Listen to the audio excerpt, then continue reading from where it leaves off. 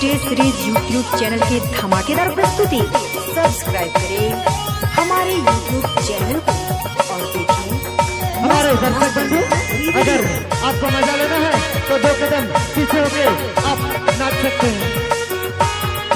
2 कदम पीछे होकर आप नाच सकते हैं।